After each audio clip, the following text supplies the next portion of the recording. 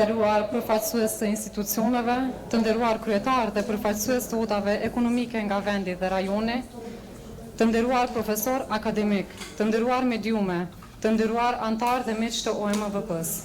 Mirë se erdhët në konferencën jubilare të 20 vjetorit të Odës Ekonomike të Maqedonisë Veri Perëndimore. Pas mbrëmjes solemne të jubileut, sot vazhdojmë me dimensionin përmbajtësor të këtij përvjetori. Një diskutim që nuk flet vetëm për të kaluarën, por mbi të gjitha për të ardhmen.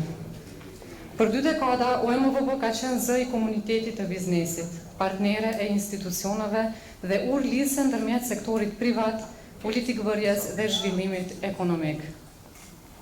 Megjithatë, sfidat e dekadës që po vijnë janë të reja.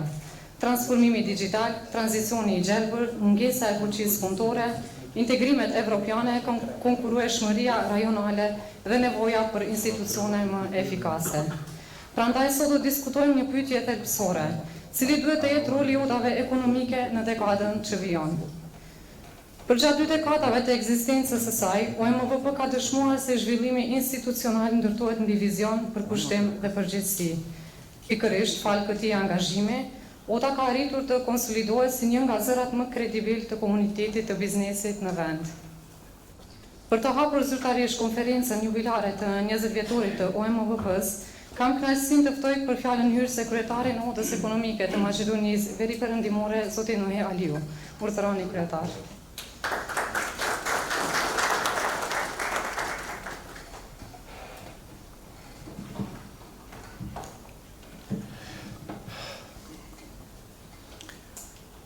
I nderuar zëvendës kryeministri i parë, zotri Bekim Sali, i nderuar kryetari i Bashkisë Islame Fetare, të nderuar kryetar të odave ekonomike në vend dhe rajon, përfaqësues të institucioneve, përfaqësues të mediave, të nderuar panelist, të nderuar bashkëpunëtor, afarist dhe antar të Odës Ekonomike të Maqedonisë Veri Perëndimore. Mirë se erdhët dhe ju falenderoj sinqerisht për praninë tuaj në konferencën e 20 vjetorit të Odës Ekonomike të Maqedonisë Veri Perëndimore. Vetëm pak ditë më parë, shënuam në mënyrë solemne dhe dinjitoze 20 vjetorin e themelimit të Odës sonë, mbrëmje jubilare që pasqyroi jo vetëm moment feste, por edhe reflektim mbi rrugtimin, sfidat dhe sukseset e arritura gjatë këtyre 2 dekadave. Edhe kjo konferencë e sotme organizohet në kuadër të aktiviteteve për shënimin e këtij jubileu. Nëse mbrëmja jubilare ishte një moment për të ndërtuar historinë, për të nderuar historinë dhe arritjet tona, konferenca e sotme është një mundësi për të diskutuar të tashmen dhe për të projektuar së bashku të ardhmen e ekonomisë, biznesit dhe zhvillimit ekonomik të vendit tonë. Gjatë këtyre viteve kemi ndërtuar një institucion të respektuar, i cili ka kontribuar në përmirësimin e klimës së biznesit, në avansimin e dialogut publiko-privat dhe krijimin e mundësive të reja për zhvillimin e kompanive tona. Kjo është arritur falë besimit dhe përkushtimit të antarëve tonë, partnerve institucional dhe të gjithë atyre që kanë qenë pjesë e këtij rrugtimi.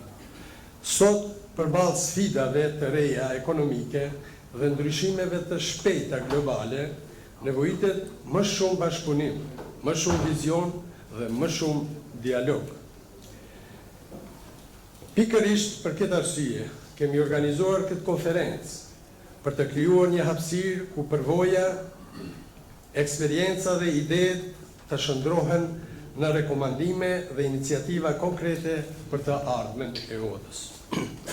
Me këtë rast, dëshirojmë të shprehim mirënjohjen time të veçantë për panelistët e nderuar që kanë pranuar të jenë pjesë e kësaj konference.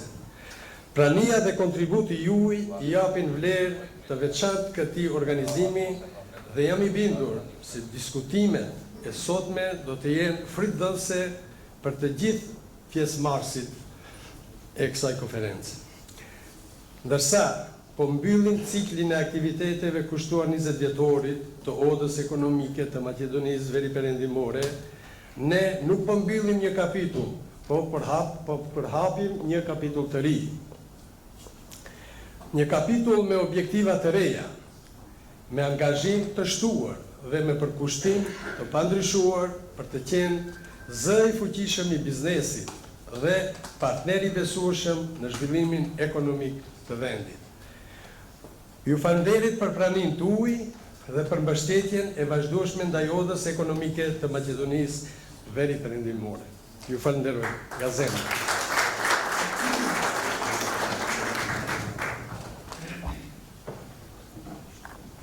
Ju falemnderit, kryetar. Një nga shtyllat kryesore të veprimit të OMVP-s gjatë këtyre 20 viteve ka qenë ndërtimi një dialogu të vazhdueshëm dhe konstruktiv me institucionet shtetërore, me qëllim avancimin e politikave që mbështesin zhvillimin ekonomik dhe përmirësimin e klimës së biznesit. Në këtë frym bashkëpunimi institucional, kam nderin të ftoj për fjalën e tij përshëndetëse zëvendës kryeministrin e parë të qeverisë Republikës së Maqedonisë së Veriut, njëherët edhe ministrin për çështje evropiane, zoti Bekim Sali. Zëvendës kryeministër, fjala është tuaj.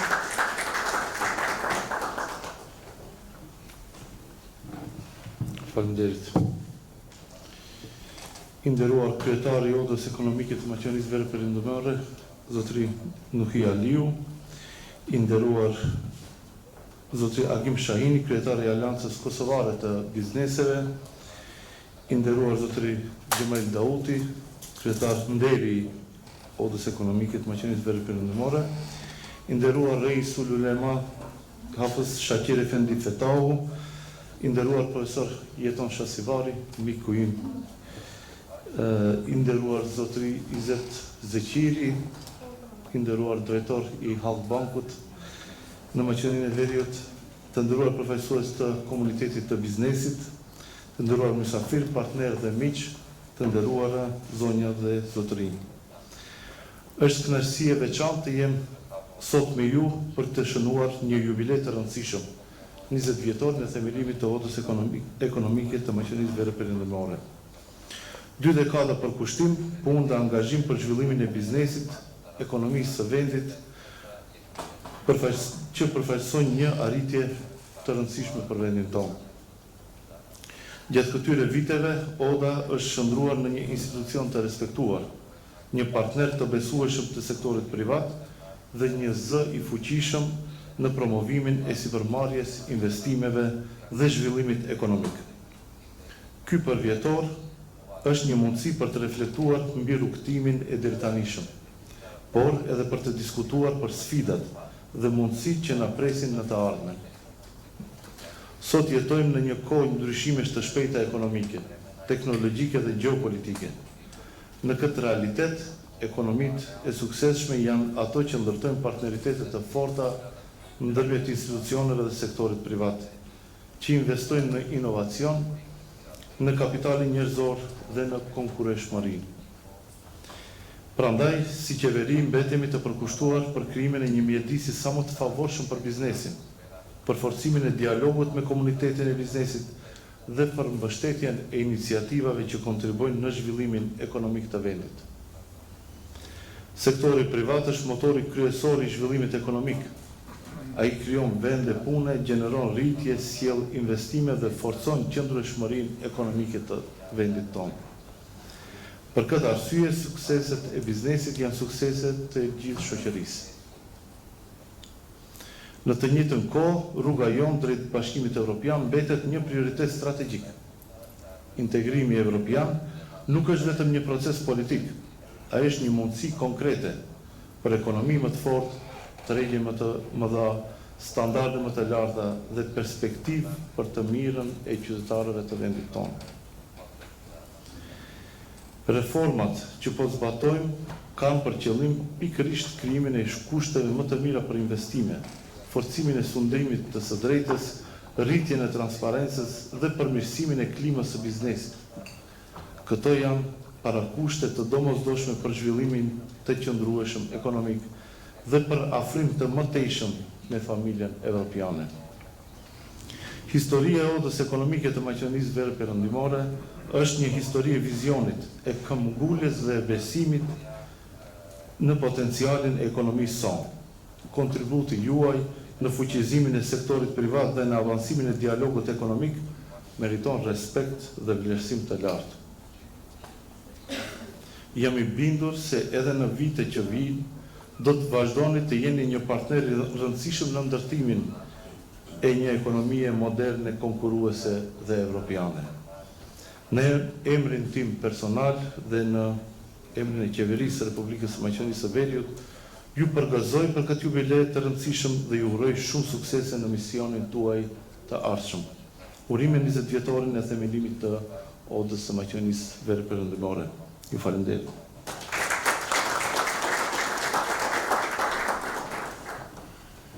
Ju falemnderit, zëvendës kryeministër. 20 vite histori na japin mundësinë të reflektojmë mbi të arriturat, por edhe përgjegjësinë për të diskutuar mbi të ardhmen. Odave ekonomike sot u kërkohet shumë më tepër se sa përfaqësim formal. Ato duhet të jenë iniciatore të reformave, krijuese të politikave ekonomike dhe faktor aktiv në zhvillimin e kapitalit njerëzor dhe konkurrueshmërisë së ekonomisë.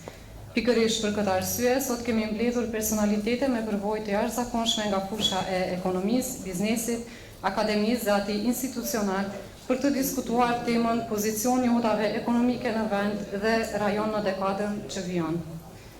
Kam kënaqësinë të ftoj në panel zotri Agem Shahini, kryetari i Aleancës Kosovare të Bizneseve, Izet Zeqiri, antar i Akademisë së Shkencave dhe Arteve të Maqedonisë së Veriut, zotri Gjemail Dauti, kryetar nderi dhe njëri ndër themeluesit e Odës ekonomike të Maqedonisë Veriperëndimore, profesor doktor Jeton Shasivari, profesor universitar dhe njohës i çështjeve juridike dhe institucionale. Ndërkaq panelin e sotëm do ta moderoj gazetari ekonomik zotri Gazmend Kurtishi, njohës i odave ekonomike dhe punës së tyre, me përvojë të konsiderueshme mediale, duke trajtuar shumë tema makroekonomike të vendit.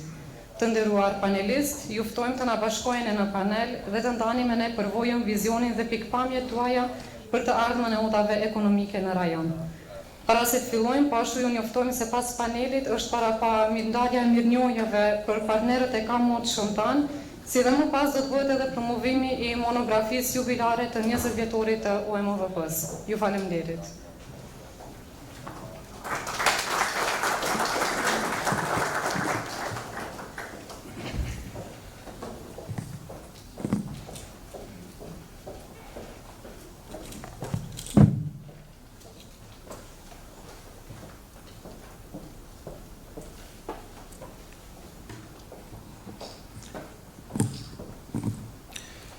Përshëndetje edhe nga unë, të nderuar të pranishëm, ky është një panel të cilin nuk e kemi parë më herët, andaj shpresojmë që të nxjerrim konkluzat të cilat do të jenë në shërbim të institucioneve përkatëse. Është kënaqësia ime që ta udhëheq këtë panel në këtë konferencë mjaft të rëndësishme për të respektuar kohën dhe do të fillojmë që tani me panelin e sotëm. Zoti Zeqiri, këtë panel diskutim do t'ja filloj me juve, po hym në një dekadë e cila është e karakterizuar nga inteligjenca artificiale, tranzicioni i gjelbër dhe ndryshimet demografike, nga këndvështrimi juaj ekonomik, si do ndryshoj situata ekonomike e vendit dhe rajonit për shkak të këtyre faktorëve.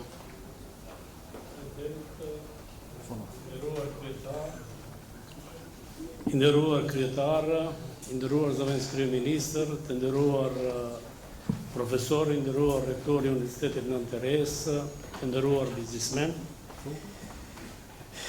Dekada e ardhshme do të jetë një periudhë transformuese dhe mund të them një revolucion që do të dallon nga revolucioni digital që ka qenë. Tre çështjet që ju shtruat ju, që ka të bëje me inteligjencën artificiale, që ka të bëje me ekonominë e gjelbërt dhe që ka të bëje me ndryshimet demografike, gjithë këto tre elemente mendoj se do të krijojnë një ndryshim të madh në atë se si punojnë kompani, si prodhojnë kompani, si menaxhohen kompani, si tregtojnë brenda dhe ashtu jashtë.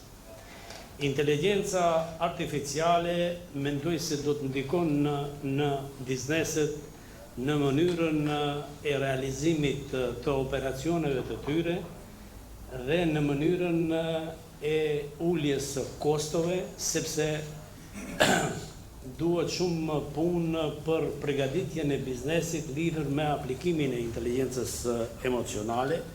Nuk do mend se do të krijojë mundësi për automatizimin e shumë proceseve dhe uljen e kostove, që është shumë e rëndësishme.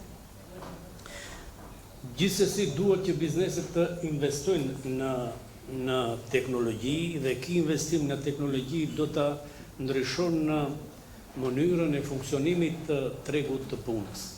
Domethënë sfidat e tregut të punës do të jenë në atë drejtim që kompanitë do të përballen, do të thotë edhe me teprisë të punësuarve, por në njëjtën kohë sfida më e madhe do të jetë e kompanive të Maqedonisë. Nëse nisemi nga të dhënat ku ne kemi dikon 73.000 biznese në Maqedoni dhe këto biznese po të analizohen në aspekt të strukturës, unë kam droje se kompanitë tona nuk janë të përgatitur që të përdorin inteligjencën artificiale në nivelin e duhur, sepse dhe ato 73.000 kompani, 7.000 kompani janë që nuk kanë të deklaruar rastit të punësuar.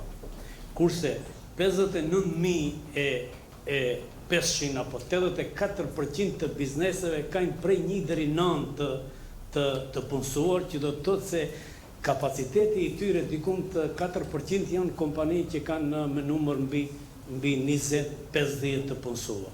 Do të thotë këtu duhet një angazhim i madh i odës ekonomike në vendesimin e kompanive të cilat duhet të bashkëpunojnë në forma të ndryshme të trajnimit dhe zhvillimit të tyre, por dhe bashkëpunimin me komunitetin e biznesit dhe të krijohet modeli i funksionimit në shtet në trekantshin biznes, qeveri, universitete.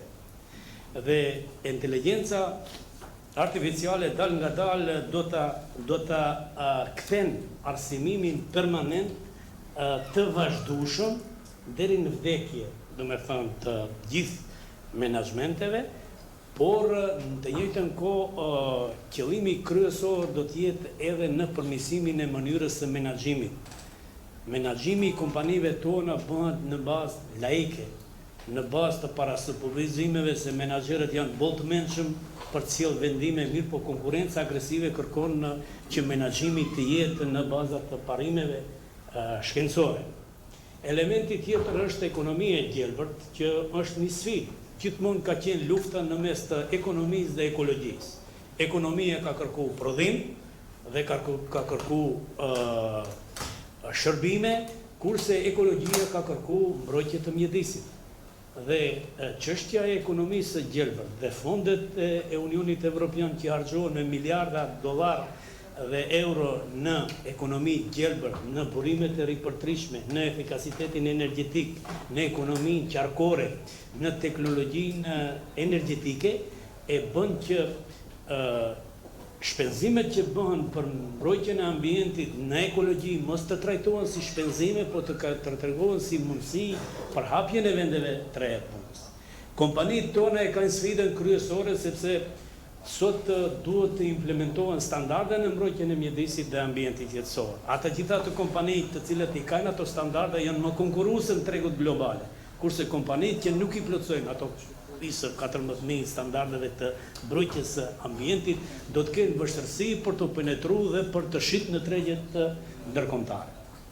Elementi tjetër që e përmendet ju ishte sfida demografike. Sfida demografike është më e rënda, sepse duke u nisur nga fakti se ne kemi një emigracion që llogaritet dikon 750.000 qytetarë të Maqedonisë që punojnë në botën e jashtme, ne kemi mungesë të fuqisë punëtore, krahas mungesës së fuqisë punëtore kemi rënje të natalitetit.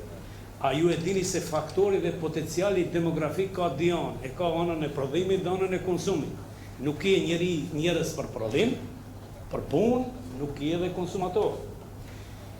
Është indikative fakti, për shembull, në Maqedoni se çka ndodh dhe pak institucionet merren me këtë çështje, sepse ne aktualisht në 1.000 lindje, në 1.000 njerëz kemi 9.2 lindje, kurse në 1.000 njerëz kemi 11 vdekje. që do të thotë se rritja natyrore e popullsisë është minus 1.8, që është negative. Ne përballemi si vend, edhe pse kemi qenë me linçmëri dhe me potencial demografik të fuqishëm, ne kemi 2 indikatorë kryesorë që tregojnë se Maqedonia ka krizë serioze në aspektin e zhvillimit demografik, sepse kemi koeficientin demografik dhe indeksin demografik. Koeficienti demografik në një vend si Maqedonia do të ishte normale të ishte 12%, që do të thotë numri i popullatës mbi 60 vjet. Në totalin e përgjithësisë e popullsisë totale duhet të jetë 12%, që do të thotë se është në suaza të kufive, kurse ne kemi 15-16 që kemi në plakjet popullsisë. Elementi i dytë është koeficienti demografik që tregon në numrin e popullatës mbi 60 vjet në popullatën deri 20 vjet. Kjo standardi kërkon që të jetë 40% dikund, kurse ne jemi mbi 51%. Dhe këto janë indikatorë që flasin për mblakjet popullsisë, për një dështim në ngritjen e potencialit demografik të vendit, por edhe potencialit ekonomik. Çka kërkon kjo? Kërkon masa urgjente në reintegrimin e diasporës shqiptare, duke diasporës në përgjithësi, po edhe asaj shqiptare, duke kriju, domethënë, mekanizma të kthimit. E tash ne kemi këtu sfida në një studim që komban Akademinë e Shkencave, ne kur dhe arrim me një rritje ekonomike dhe me një rritje të produktivitetit, që rritja ekonomike të jetë që paga mesatare në Maqedoni të mbrin në 70% të pagës ku bashkëtarët tonë punojnë, mund të jetë një motiv shumë inspirues që ato të kthehen me vendlindje. Mirë po, në këtë drejtim ne duhet të punojmë shumë në rritjen ekonomike, në ngritjen në rritjen e produktivitetit. Ne produktivitetin e kemi shumë të ulët krahasim me vendet e Unionit Evropian. Atje një punë që bëhet me 1, këtu bëhet me 4-5 persona. Dhe sfidat në këtë drejtim se çka duhet bëjmë, ndoshta duhet që të kthehen si fuqi e punës gra, sepse në Maqedoni pjesëmarrja e grave në forcën punëtore në Maqedoni është shumë e ulët se vendet e Unionit Evropian. Gratë duhet kthehen si forcë punëtore në ekonomi, por edhe të moshuarit të kyçen në ekonomi si një bypass në këtë situatë, gjithsesi të merren masa që në aspektin demografik të stabilizohet vendi. Faleminderit zoti Zeqiri. Pyetja e radhës shkon për zotin Agim Shahini. Zoti Shahini, nëse ODA duhet të transformohen, sa është rëndësishme që ky transformim të mos ndodh vetëm në nivel lokal apo shtetëror, por të jetë pjesë e ODA-ve në nivel rajonal, të cilët do të flasin me një zë të përbashkët për të mbrojtur interesin e bizneseve në Ballkanin Perëndimor. Faleminderit nderuar për pyetjen, nderuar kryetar, zëvendës kryeministër zoti Bekim Sala, jo panelist, jo të tjerë biznesmen nga institucionet Maqedonisë dhe të regionit, e shoh që ka ardhur Xhelal Mehmeti nga Lugina e Preshevës, kryetari i Unionit për Luginë Preshevës, po ashtu mikun tim të vjetër Mendi Qyra, kryetari i Strugës, një kryetari i cili ka bërë reformë në odën ekonomike të Maqedonisë Perëndimore, prandaj njëri nga pothuajse në moshë më i vjetrin kryetar në Ballkanin Perëndimor sa i përket udhëheqjes së odave dhe organizatave ekonomike, mund të sugjeroj shumë se si do duhet të ecin odat nivel lokal, nivel qendror dhe nivel ndërkombëtar.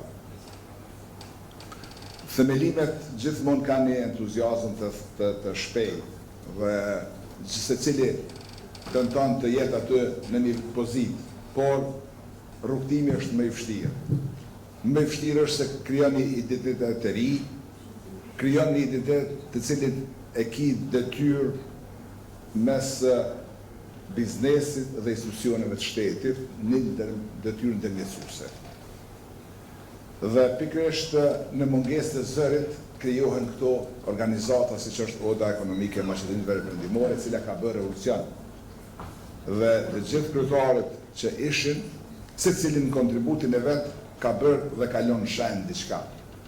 E që shenja e juaj sot e Odës është e njohur, simboli juaj jo vetëm në Maqedoni, por krejt në Ballkanin Perëndimor dhe më gjatë dhe më larg, por duke i falendëruar e stafit që vërtet stafi i Odës ka punu dhe po punon. Për një organizim të një Odës duhet jetë stafi i përgatitur mirë. Por duhet jetë edhe bordi. Por në mungesë të njenës që mund të jetë jo aq i përgatitur në moment caktuar e përmirëson tjetër. Niveli i organizimit qendror tashmë pas 20 vjetë juve do të shtrini në nivel lokal. Dhe nivel lokal duhet të jetë ashtu siç është Aleanca Kosovare e Biznesit. Kosovë shtrihet në 5 regjione të Kosovës, në 3 shtete të Bashkimit Evropian, do të ju sugjeroja dhe juve që të shtrini në nivel lokal në të gjitha regionet e Maqedonisë së Veriut, duke përfshirë problemet lokale të bizneseve, të cilat janë të mëdha. Dhe derisa ato të vinë në nivel qendror, gjatë rrugtimit ato bëhen të mërzitshme. Marrin kohë dhe Oda dhe roli i Odës është që ti përshpejton ato. Odat gjithmonë duhet të jenë partner institucional. Pavarësisht kush është në qeveri, duhet jetë partner. Dhe nuk duhet këtë muri mes. Edhe pse ka njëherë institucionet shtetënore nuk i pëlqen dikosh nod, nuk po flas vetëm këtu, po flas përgjithësi për Odat në Ballkan. Odat duhet të rënojnë atë zet mes institucioneve dhe të kenë bashkëpunim. Sepse pa bashkëpunim me institucione nuk mund të arritësh qëllimet dhe kërkesat për të realizuar bizneseve. Dhe kjo e bën që neve në Ballkan këtu, ne shpesh shkojna në zgjedhje dhe kjo është një problem ballkanik, sepse shpesh institucionet ose shpesh partit politike më tepër bëjnë që të marrin pushtet se sa të zhvillojnë shtet. Dhe kjo është një sfidë e madhe, kjo është një problem i madh. Jo vetëm në një shtet, po në gjitha shtetet. Unë, si misionar paqësor i Kombëve të Bashkuara në Ballkanin Perëndimor dhe ndërmjetësues në disa procese ndërkombëtare për dialog, kam arritur që të identifikoj disa gjëra që bizneset në shumicën e rasteve i kanë identifikuar si problem. Por, falë rolit të odave ekonomike në Ballkan, sidomos për flas në Ballkan, i sugjerohem Kosovës, Maqedonisë dhe Shqipërisë si një trup i përbashkët, të cilët kemi bashkëpunim të vazhdueshëm qoftë me institucionet e shtetit, qoftë me odat dhe qoftë edhe me institucione tjera ndërkombëtare. Por ajo çka është shumë e rëndësishme është që odat mos të identifikohen me një ngjyrë politike. Aty ku ka ngjyra politike në oda, aty mungon bashkëpunimi. Por edhe krerët shtetënor politikajq, si që janë Zavendës kryeministri këtu, ta marrë shembull, i cili rrjedh nga një grup politik në momentin kur të ulet në karrikën e zyrtarit shtetënor, ai duhet ta sheh biznesin partner. Pavarësisht kundërshtimeve gjatë rrugtimeve, sepse kjo është demokracia. Ne kemi pas në Kosovë, e dinish edhe këtu ka qenë njëjtë, sistemi i organizimit të odave ekonomike, sistemin kontinental, i cili ka përkufizue edhe misionin, edhe qëllimin, edhe aktivitetin. Por, falë demokracisë, i kemi rënue këto sisteme dhe tash kemi sistemin anglosakson, i cili i lejon se cilit të thot mendimin e vetë, qoftë ai mendim ekonomik e ne si përfaqësues biznesit do të duhet gjithmonë të kemë prioritet ekonominë, prodhimin e vendit, prodhimin, eksportin, punësimin, dhe roli jonë kjo është. Mendoj dhe shpresoj që ne bashkëpunime të gjithë odat në Ballkanin Perëndimor kemi avancu edhe me bashkëpunime të ndryshme, siç është në vitin e kaluar, kur Alianca, oda e juaj, oda ekonomike, dhoma e tregtisë Shqipërisë, Unioni i biznesit të Luginës, Preshevës, arritën një marrëveshje në Tiranë për bashkëpunim ekonomik dhe përfaqësim të njëna tjetrës momentet të caktuara. Dhe çka do të thotë kjo? Sepse sot ne kemi në Maqedoni shumë biznese që vinë nga Kosova dhe nga Shqipëria.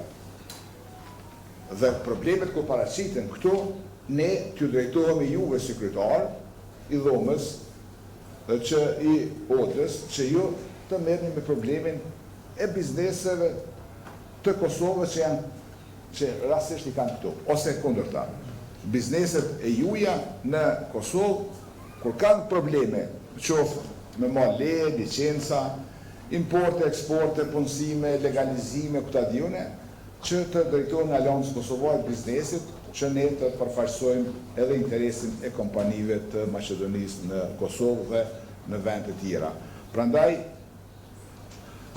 shtrirja juaj, pas 20 vjetë, i nderuari drejtor Durim, i cili vërtet je duke punuar me përkushtim të madh, dhe ky 20 vjetor të gjenë më mirë se asnjëherë si Odë, juve dhe gjithë antarë e Odës, ju sugjeroj që vërtet Oda të shtrihet përtej Shkupit, përtej Strugës, që në Strugë ju nuk e keni dhomën, po e keni kryetarin, ish kryetarin i cili punon 24 orë për juve, dhe kjo është një përparësi që nga Oda ka dalë në kryetar i komunës, po edhe në vende të tjera, për arsye se në anën bon Maqedonisë, tashmë nuk është Maqedonia, Oda juaj, si që ka qenë themelim, e një pjesë, pavarësisht që ka met emri, është e këtë Maqedonisë.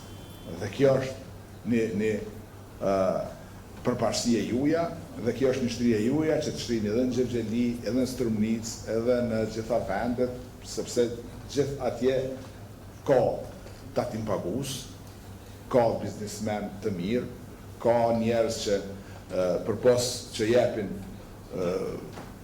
taksën, jepin edhe votën.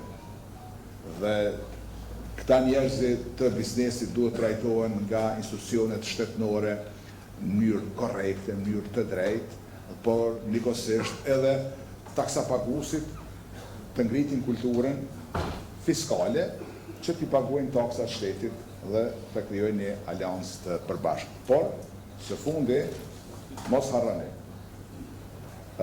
Odat duhet krijojnë partneritet të qëndrueshëm me institucione, por gjithmonë alat me biznesin dhe antarët e vet. Faleminderit.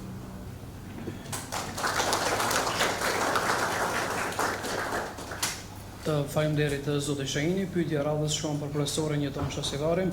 Profesor, u fol për një rol më aktiv dhe më real të odave ekonomike nga perspektiva juridike dhe institucionale. Mendoni se legjislacioni aktual në vendet tona u jep odave ekonomike hapësirën e nevojshme për të qenë partner të qeverisë, apo thjesht trajtohen si aktor auditësor? Kishim tatimin solidar, ngrirjen e marzhave, ngrirjen e çmimeve të cilat kanë cënuar kategorinë kushtetuese të tregut të lirë.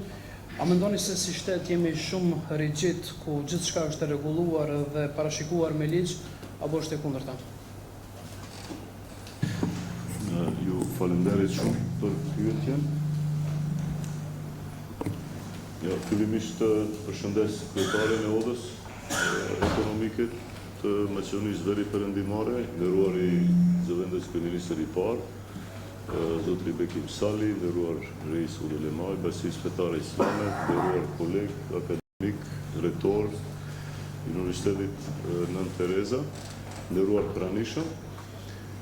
Fillimisht dëshiroj që uroj jubileun 20 vjeçar të themelimit, një datëlindje mjaft e rëndësishme, e shënuar në historinë e zhvillimit ekonomik të shtetit tonë dhe duke u bazuar në parimet që janë kryesore ose parime udhëtëse të odës ekonomike të Maqedonisë Veri Perëndimore, pra transparenca, iniciativa, nisma, kreativiteti, llogaridhënia.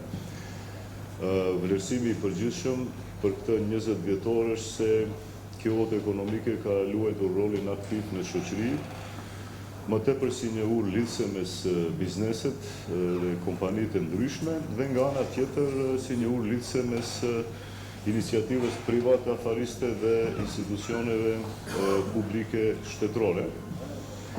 Pyetja që shtruat juve ka në vete edhe aspektin kushtetues, si që dim Kushtetuta e Maqedonisë garanton të drejtën e pronës, lirinë e sipërmarrësisë, pra lirinë e iniciativës private, të kapitalit privat, dhe këto janë garanca të fuqishme kushtetuese për qytetarët e Maqedonisë dhe për subjektet ekonomike. Mirëpo, dukurisht që i përmendet juve, tatimi solidar, marzhat, intervenimi në çmime, na sjell në përfundim se shpeshherë qeveria si bartëse e pushtetit ekzekutiv ose temi shteti ka nevojë ndonjëherë që të intervenojë në situatat ekonomike për të ruajtur ajo që quajmë interes publik. Pyetjen që shtruat është mjaft e rëndësishme në aspektin e intervenimeve shtetërore. A respektohet ajo që quhet parim proporcional, do me thënë, a është ndërhyrja proporcionale, afatshkurt, e menjëhershme dhe a bazohet në analiza objektive. Sipas vlerësimit tim, shteti i Maqedonisë, edhe qeverit, jo vetëm kjo qeveri, po edhe qeverit paraprake, shpeshherë kanë ndërmarrë veprime institucionale kur ka qenë në pyetje, do me thënë, ruajtja e këtij ekuilibri ose balanse mes lirisë së sipërmarrjes. Prandaj këtu është shumë më rëndësi cili është roli i odave ekonomike ose i odës ekonomike të Maqedonisë Veri Perëndimore. Ka një shtrirje institucionale, siç u përmend, ka një arkitekturë institucionale. Mirëpo, dilema që shtrohet është kjo odë ekonomike a është në rrafshin e partneritetit me institucionet ekonomike. Mendoj se këtu duhet punohet më tepër në të ardhmen, kuptim që çdo ligj, çdo akt nënligjor që miratohet shtet që ka të bëjë me zhvillim ekonomik, me iniciativa private, me afarizëm, të merë një vlerësim paraprak nga ana e odave ekonomike, sidomos odës ekonomike të Maqedonisë Veri Perëndimore.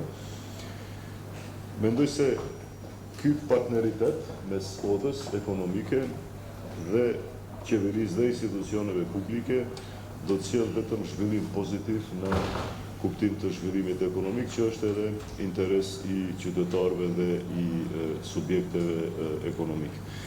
Këto sfida që i përmendet juve, ne si shteti kemi tejkaluar, pra tatimi solidar, marzha, intervenimi në çmime, t'i rikthehemi kohës për shembull të pandemisë koronavirusit ku kishte kufizime të ndryshme. Mirëpo me sukses si shoqëri edhe si shteti kemi tejkaluar pozitivisht, edhe mendoj se këtu ka qenë një rol shumë i rëndësishëm që ka dëshmuar veten odha ekonomike e Maqedonisë Veri Perëndimore si një subjekt serios, edhe partner serios me shtetin në interes të shoqërisë dhe të qytetarëve. Nga ana tjetër është edhe një aspekt tjetër sa i përket legjislacionit, ku personalisht kam një bindje se në të ardhmen duhet punohet më tepër në fuqizimin e këtij partneriteti, themi konsultativ mes qeverisë, institucioneve publike dhe odës ekonomike të Maqedonisë Perëndimore, duke ndjekur edhe shumë shembuj edhe modele të shteteve më zhvilluara evropiane, pse jo edhe botërore, ku ajo që e thash, çdo projekt ligj ose çdo iniciativë ligjore që ka të bëjë me zhvillimin ekonomik, fillimisht dërgohet për mendim, për konsult ose për vlerësim nga odat ekonomike. Dhe kjo nuk është, si themi, një proces që do jeti komplikuar, por një proces i cili mund të zhvillohet në një mënyrë shumë racionale dhe komode. Edhe këtu përfitojnë të dy anët, do me thënë edhe shteti, në aspektin asaj që atë që e ka projektuar si politikë ekonomike për çështje të caktuar, merr një vlerësim paraprak, një evaluim paraprak, por edhe oda ekonomike tregohet si një partner i besueshëm, konstruktiv dhe racional në rastin e ndërmarrjes masave të ndryshme të politikave të ndryshme ekonomike. Faleminderit.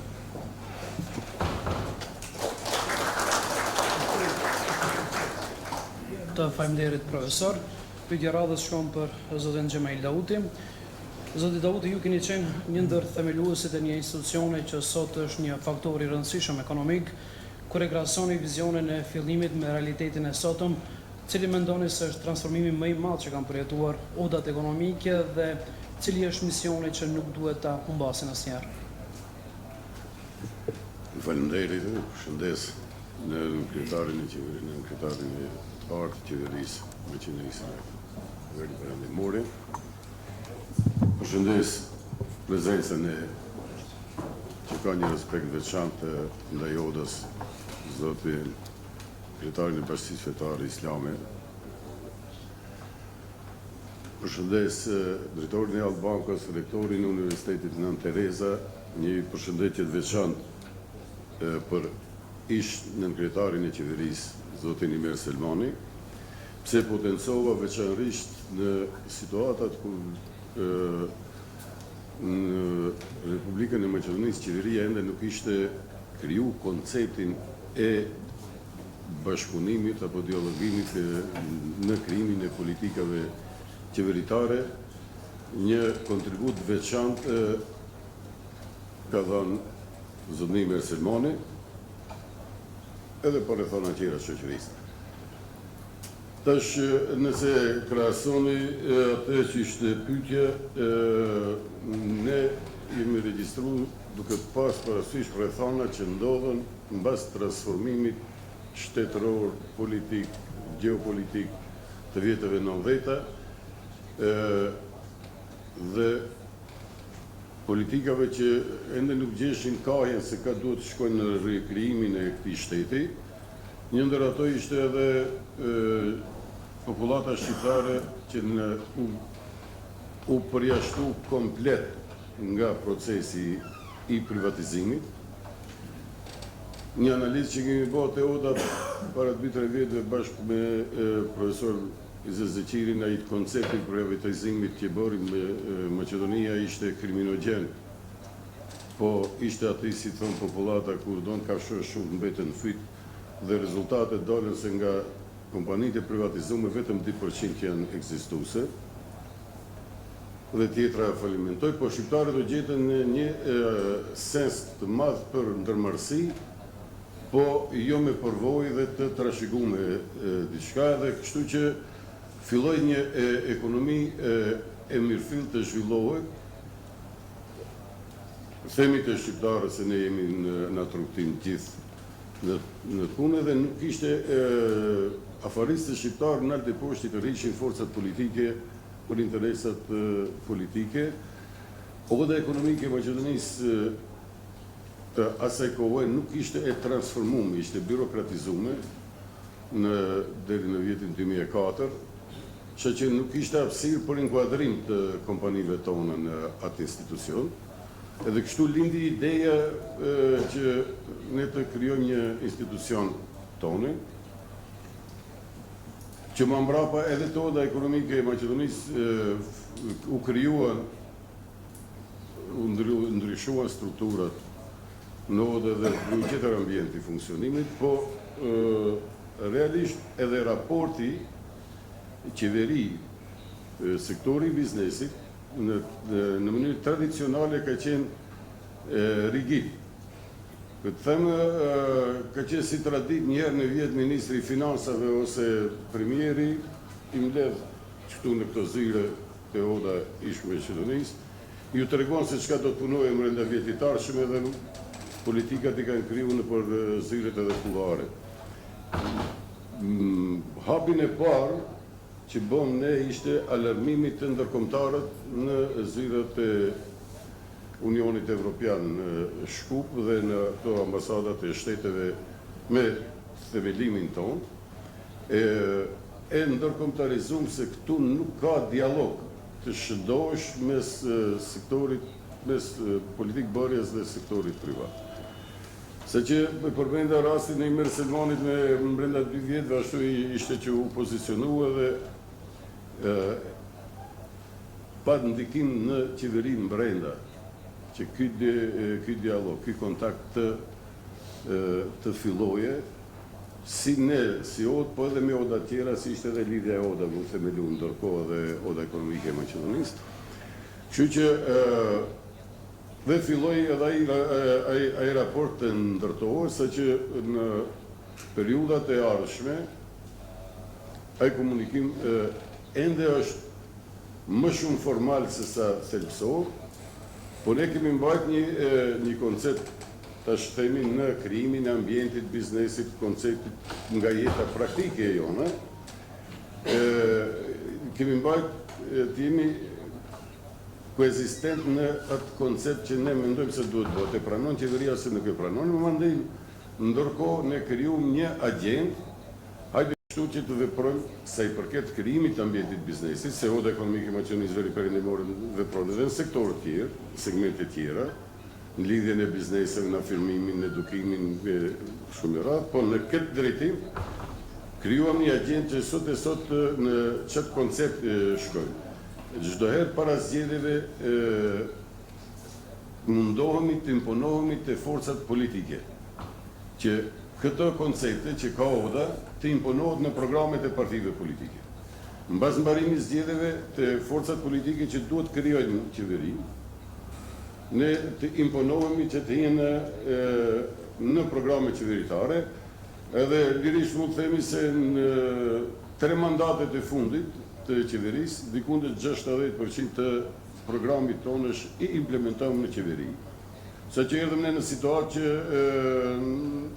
qeveria të kërkoje nga ne të emërojmë edhe përfaqësues të ODA-s, nënkretar qeverisë, për çështje ekonomike që të implementohen të sa më praktike. Pa jemi të kënaqur në atë qasje, ju thash edhe një herë se ka një pjesë ende mbetet formale, takimet më shumë formale se sa thelbësore, po ne nuk kemi hezituar, jemi edhe bashkëpunëtorë dhe edhe jemi kritikues të politikave qeveritare, edhe janë të panumërta që kemi imponuar në pjesën e infrastrukturës, atë që deshta t'jap një sqarim zotni Agimit se ne jemi të lëshuar edhe në pushtetin lokal. Do thonë, ODA ka dikunde me 19 komuna ku kemi antarë tonë dhe këshilla lokal, kemi marrëveshje bashkëpunimi, po edhe komunikim ditor për lloj projektesh, aktivitetesh edhe problemesh individuale të kompanive. Dhe në fokusin e këtij duhet i përmendi 2 momente ku ne jemi imponuar me forcë marrëmese, duke pa njëherë në aspektin nacional, Maqedonia nuk ka pas një strategji afatgjatë të zhvillimit ekonomik. Dhe neve na dash diku 15 vjet të bindim forcat politike se duhet ketë një strategji, nuk zhvillohet me vendime ditore, me projekte parciale, sa që arritëm edhe është një disa janë të njohur opinioni që kur u miratu strategjia afatgjate, gjitha forcat politike përkrahen, edhe pse ishin konfrontuar mes vete. Se është një mirët e shtetit, edhe është ana tjetër që kemi qenë një konfrontim shumë të ashpër me qeverinë, me miratimin e ligjit solidar, ishim këmgullës deri në fund edhe në procedura gjysore gjyqi kushtetues, eliminoj edhe Erzum, se nuk ishte arsyeshëm. Tash, me që është kjo fazë rumbullaksu 20 vjetori, ajo nga përvoja, ne mendojmë se është bërë shumë, po unë shoh se ka hapësirë shumë që duhet bëje kjo odë. Pikërisht edhe kjo do të ishte pyetja ime rreth cili është rreziku më i madh për odat ekonomike në dekadën e ardhshme, është ajo humbja e relevancës, është domethënë kemi politizimin apo pamundësinë që të përshtaten odat ekonomike me ndryshime teknologjike. Që njëre, se ta vazhdoj, se zgjati, po njëre të thëmë nga përvoja, se ne si odë jemi konë, sidomos nga forcat politike shqiptare, çdo njëna është dashur në krejet në shtinë në umbrellën atine, po edhe mbrenda një njerëzit kemi pas ato ndikimet e lloj-llojshme, po kemi ditë dhe kemi mbajt pozicionin i nert, të fokusum në interes edhe në vizion të zhvillimit biznesit dhe një merqenje shoqërore, me një zhvillim të hoshëm ekonomik, dhe parashikimet tona çdo herë janë shumë më të mëdha nga ajo që ndodhin. Tash nuk du të vlerësoj politikat tjera, jemi të fokusuar te çështja e odave. Ka shumë segmente për krah asaj që jemi të fokusuar dhe kemi prezent dikunde, mos gabosh drejtori e din në 320 institucione përfaqësues tonë. Kemi intervenu në ndryshim të ligjit që të kemi përfaqësues në shkollat mesme, në agjencione, në universitete, në arsim, që të ndikojmë në krijimin e politikave, po duke rujt një pozicion. Ne nuk bëjmë rregulla bie pushteti. Ne elaborojmë çka është më e mira që pushteti të bindet se kjo është më e mirë. Ose ka një moto që ne shpesh e përdorim, më mirë të bisedojmë para se mu pru vendimet me qeveri e me pushtetin se sa të konfrontohemi kur të binë vendimet. Kjo është ajo konceptin në cilën veprojmë dhe tash pjesa e promovimit bizneseve, pjesa e edukimit bizneseve,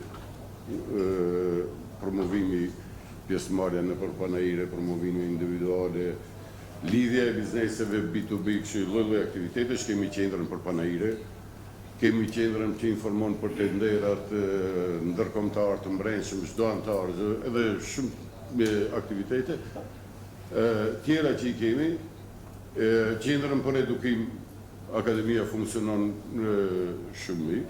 Normal duke i marrë këto nevojat adekvate që janë të kompanive, sa mundimi të mbështesim. Është normale në dekadën tjetër, periudha mbas këtij 20 vjetori ose rrethonat që krijohen, ne shohimi se kështu historikisht i njohemi vetëm këto 2-3 revolucione në ekonomi që është bërë revolucioni industrial, pa teknologjik, edhe tash kjo është faza një revolucioni intelektual. Ku duhet të jenë odat? Edhe çka duhet të bëjmë, edhe ku janë rreziqet?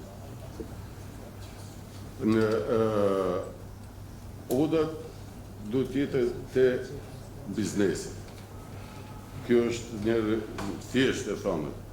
Interesit e bizneseve, duke përfshirë gjitha segmentet e nevojave dhe animimin e nevojave të bizneseve, duke filluar nga individuale në problemet lokale, edhe në generalizimin e problemeve, po tash në këtë fazë,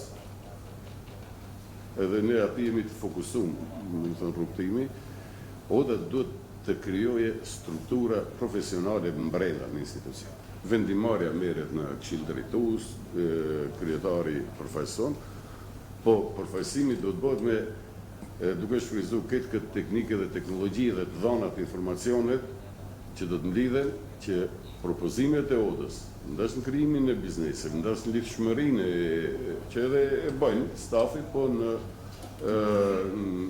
kjo odë, po edhe oda tjera, duhet të jenë studioze, duhet të kenë një rrugdalje shkencore se propozim që tjetër. Ajo duke pas parasysh se ky zhvillim i kësaj, themi, revolucioni intelektual, do të thonë informacionit, nuk mund të mbërësh vetëm në aspektin lokal. Kështu që kjo është në varësi cillaot sa do të kapët në këtë drejtim edhe do të pozicionoj. Rrezik tjetër që mund ndodhje është influencat politike, po ju them të oda ekonomike Maqedonisë Veriut Perëndimore e punë është te i kaluar. Kemi bashkëpunim shumë mirë me gjithë forcat politike, ndash shqiptare, ndash maqedone që ashtu si janë ndamë këto, po kemi në pozicionin partneritetit. Rrezik i tretë është ajo që ju e përmendet, filloi udhëheqësia, stafi, neglizhenca, mos merret me problemet edhe normal është të filloj dikush tjetër të merret me anëtarët to. Kështu një farë rrumullëksimi. Ju faleminderit. Të faleminderit të zotit Dauti, pyetja radhës shumë për profesorin Shosivari. Profesor, nëse do të kishit mundësinë të ndryshonit vetëm një dispozitë ligjore apo një mekanizëm institucional për të fuqizuar odat ekonomike në dekadën e ardhshme, cili do të ishte ai? Kjo është në vërtet një pyetje shumë. Ju e shtruat vetëm një. Vetëm një. Do të thonë do i kisha parapa një mekanizëm institucional për konsultim. Për konsultim mes qeverisë, për shembull, edhe odës ekonomike, Maqedonisë Veriut Perëndimore. Jo kuptimin që oda ekonomike të ketë drejtën e vetës, sepse qeveria e ka fuqinë e vendimarrjes. Po kuptimin e asaj që thashë edhe më herët, do të thonë një konsultim paraprak. Çdo ligj, çdo akt nënligjor ose çdo dokument shtetëror në emër të shtetit që ka të bëjë me zhvillimin ekonomik, me biznes, me afarizmin, paraprakisht dërgohet në themi një mendim ose një opinion nga ana e odës ekonomike. Edhe kështu mendoj se do të zhvillohet ende më tepër, do të del jashtë asaj që është formalitet, do të merr një karakter kështu substancial, ma përmbajtësor, ajo edhe që është një prej qëllimeve kryesore të odës ekonomike, partneriteti mes shtetit dhe biznesit. Po mos të keq kuptohem, jo në atë kuptimin që oda ekonomike të vënë veto, po si që përmendi edhe para folsi mënyrë studioze, me analiza, tjetë vlerësime. Vlerësimi mund tjetë pozitiv, mund tjetë negativ. Nuk është e detyrueshme ajo për qeverinë, po qeveria atëherë do të jetë e detyruar që publikisht të arsyetoj pse një pjesë të vlerësimit e pranon nga oda ekonomike, edhe pse një pjesë tjetër të vlerësimit nuk e pranon. Mendoj se një qasje e tillë institucionale do jetë peshë ende më të madhe odës ekonomike në të ardhmen, edhe nga ana tjetër është një interes reciprok, pra ndërsjellë mes odës ekonomike edhe qeverisë, dhe kështu jam e bindur se me këtë mekanizëm, themi kështu, institucional, rekomandime, vlerësime, monitorime, planifikime, do të rritet ende më tepër partneriteti mes odës ekonomike dhe qeverisë. A realisht ajo do jetë partneritet mes shtetit dhe biznesit. Aktualisht ka diçka të tillë, por është shumë formale. Kjo që e propozova une do jep një karakter mas substancial, edhe do e vendos në rrafshe institucionale të bashkëveprimit si dy partner, do me thënë, mes shtetit edhe biznesit. Faleminderit. Faleminderit. Zoti Shahini, profesori Shosivari foli për nevojën e fuqizimit institucional, ndërsa ne jemi dëshmitar të qasjes partneriale me odave tona. A mendoni se biznesi në rajon është i gatshëm të financojë dhe të mbështesë oda më të forta, apo ende është i mendimit se shteti duhet t'i zgjidhë të gjitha problemet. Kur folëm pak më herët për qëndrueshmërinë e odave, dhe cila sfida është besimi. Besimi në odë. Besimi i antarëve në odë, në krejën e odës dhe në strukturat udhëheqëse të odës. Nëse ekziston mes komunitetit biznesit dhe odave, krerëve të odave, një besim i tillë, atëherë odat e kanë një rrugtim të suksesshëm. Por për të mbajtur një neutralitet është të vështirë. Për arsye se marrë nga përvojat e vendeve të ndryshme, roli i odave në Ballkanin Perëndimor është më shumë vullnetar se sa që i jep vlerë shteti. Ta marrim shembull. Pse odat ekonomike ose oda ekonomike, pse nuk duhet të regjistrohen bizneset në odën ekonomike, bizneset e ri, biznes start-upat, të jepet certifikata. Pse nuk duhet të regjistrohen bizneset në odën ekonomike, ta merr certifikatën e regjistrimit ose të regjistrimit, ku në shumë vende i kryen oda ekonomike. Pse oda ekonomike, ose ta marr shembull Shtetet e Bashkuara të Amerikës, se cilë kam qenë shumë herë atje në trajnime, atje shoqata e rrugëve, ta marr shembull, krejt tenderet e autostradave i realizon shoqata e rrugëve. Shteti e jep. Shoqata e rrugëve e ndërton, e bën projektin, e financon shteti, po përmes shoqatës. Dhe sikur sektori privat, ta marr shembull oda, të kenë autorizim më shumë për shtetit. Ta dini që kishim e qenë edhe më të sakta, më të shpejta dhe më të besueshme edhe për të regjistruar një biznes, edhe për të dhënë një tender, për ndërtuar rrugë, jo shihni rrugën tonë, rrugën e tonë dhe t'juaj, Shkup, Bloc. Po ta kishte oda ekonomike mbi kthyrjen edhe realizimin e kësaj rruge, kjo kishte përfunduar moti. Duhet shteti të bën decentralizimin nga disa agjencionet e veta që janë realisht funksionale po birokratike. Dhe kjo e krijon një partneritet të qëndrueshëm dhe të besueshëm tek odat, por edhe tek biznesi. Si mund të funksionon një notar ose një përmbarues? Funksionon shumë mirë. Ashtu mund të funksionon oda ekonomike, me cilën duhet të jap autorizime për të dhënë leje, licenca të ndryshme. Sa i përket çështjeve ekonomike, gjithmonë flas. Sa i përket pse biznesi duhet të shkojë të regjistruohet atje, të regjistruohet në odë, e kontrollon oda, është mekanizëm, certifikohet oda për një veprim të tillë. Dhe janë brenda saj janë strukturat kontrolluese që janë më të mëdha se sa në shtet. Decentralizimi i pushtetit lokal dhe qendror përmes odave, përmes përfaqësuesve të besueshëm është shumë e rëndësishme. Jo, prapë të tham, oda ekonomike Maqedoninë Perëndimore duhet të shtrihet në tërë Maqedoninë, jo përmes bashkëpunimit, përmes komunave, si thot zoti Xhamajt, po të jetë oda ekonomike, zyret e juaja të jenë të regjistruara nëpër regione të Maqedonisë me biznese atje ku janë. Dhe ata të merren, ne kemi funksionuar nga zyrja qendrore në Prishtinë. Po e kemi pa që për të zgjedhur një problem pej duhet të udhtohet.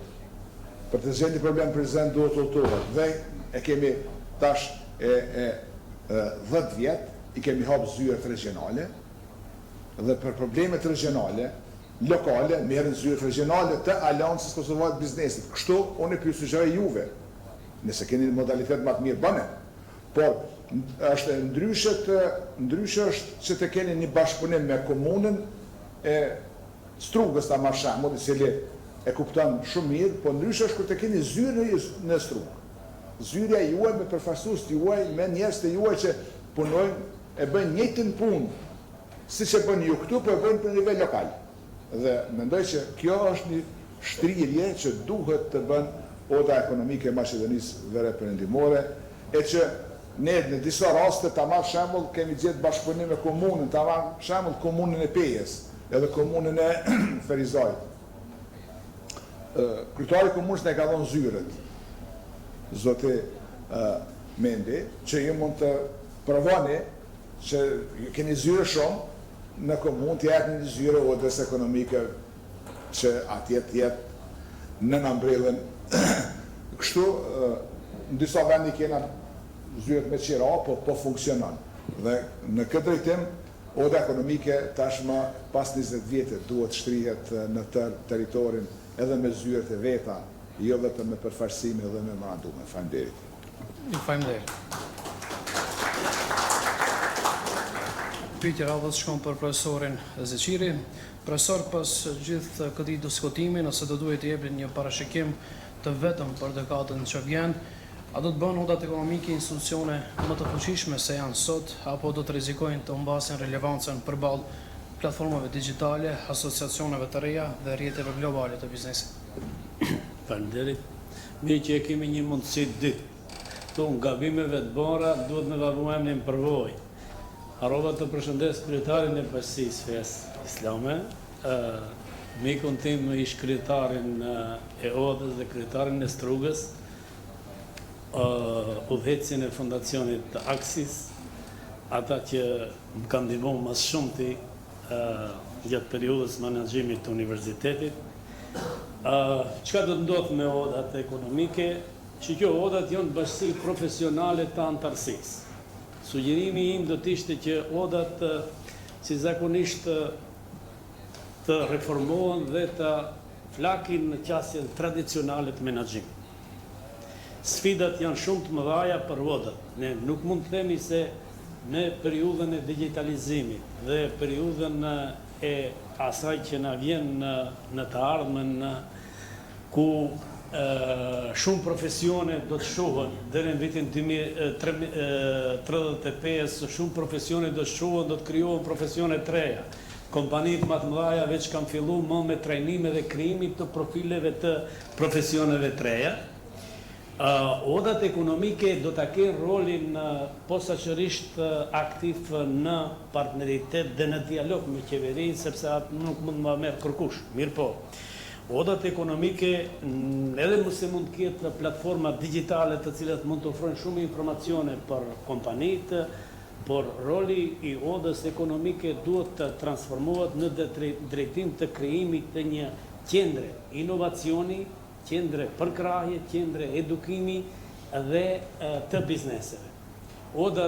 Sugjeroj Oda Ekonomike të zgjeroj veprimtarinë e vetë edhe në shumë dimensione tjera, por të arritë edhe antarësinë, do të thotë që të ketë më shumë antar dhe të ketë çka t'u ofroj atyre, sepse Odat Ekonomike mund të ofrojnë shumë informacione, shumë analiza të cilat mund të jenë të me interes për kompanitë, dhe kompanitë kur të shohin interesin e dhënave informacioneve relevante, specifike që i marrën nga Oda, ato mund të rritin admirimin për Odën dhe të rritin të ketë antar më shumë. Sfida tjetër është Oda të ketë një rol aktiv në bashkëpunimin universitet-ekonomi. Nuk ka perspektivë nëse nuk ka, si çka kemi sot. Ne kemi sot prodhojmë kuadrat të cilët nuk janë përgatitur më njëherë për të filluar punë, ose janë të paditur. Të inicioj dhe të jetë më aktive që mësimi dual të implementohet edhe në universitete, edhe studim, edhe punë, që është në shumë vende të botës, dhe në këtë mënyrë mund të ketë sukses. Sfida tjetër që mund të ketë Oda Ekonomike është problemi që ekziston në tregun e punës. Aktualisht në Maqedoni ne kemi 89.000 njerëz të papunëtor që kërkojnë punë, në anën tjetër kemi 9.500 vende të lira të punës. Dhe kemi një mospërputhje që nuk është faji i universitetit, sepse nga këto 89.000 që janë pa punë, dikun të 92% janë me shkollë të mesme, deri me shkollë fillore dhe të mesme. Kurse 62% janë vetëm me shkollë fillore ose pa shkollë hiq. Atëherë këtë mos përputhje mes të kërkesës dhe ofertës, unë mendoj se mund të luajë rolin oda ekonomike veri perëndimore në edukimin dhe trajnimin dhe përgatitjen e këtyre njerëzve për bashkërisht me odën ekonomike në nivel shteti që është, që të mundet të absorbohet dhe ky boshllëk, këto vende të lira të punës të plotësohen. Unë mendoj se këtë mund të bën iniciative, qoftë me universitetet të ofrojnë programe studimore më të shkurta, 3 muaj, 6 muaj që të përgatiten, posaçërisht me universitetet teknike, që të përgatiten këto kuadra, sepse në një farë mënyrë po të analizohet antarësia e odës është pjesa dërmuese janë Shkup edhe Tetor. Po 5500 vende të lira ka në Shkup që kërkohet në punë, në kushte ku 22.000 pa punësuar ka në Shkup. Në anën tjetër kje për shembull Tetovën si një qytet që ka më shumë kërkesë për punëtor, kje 550 vende të lira, a kje 19.500 pa punë. Dhe kjo është mund të jetë sfidë, të jetë një projekt që mund përkrahet edhe nga qeveria. Qeveria, domethënë, e ka vokabularin për harmonizimin dhe zbutjen e këtij problemi, por nuk ka ide konkrete. Mund të jetë sfida e odës ekonomike që këtë ta bën dhe të zgjedh. Ajo që është me rëndësi do të thotë është edukimi, analizat ekonomike dhe mbështetja e vazhdueshme e bizneseve që duhet ta bëjnë odat, dhe odat duhet të përgatiten për transformimin digital dhe të ofrojnë shërbime më të mëdha për komunitetin e biznesit dhe për antarësinë e saj. Faleminderit. Edhe unë i falenderoj panelistët për këtë diskutim të vlepshëm. Nëse dikush nga të pranishmit ka ndonjë pyetje apo ndonjë koment në lidhje me temat të cilën i prekëm, lirisht mund t'ja kaloj mikrofonin.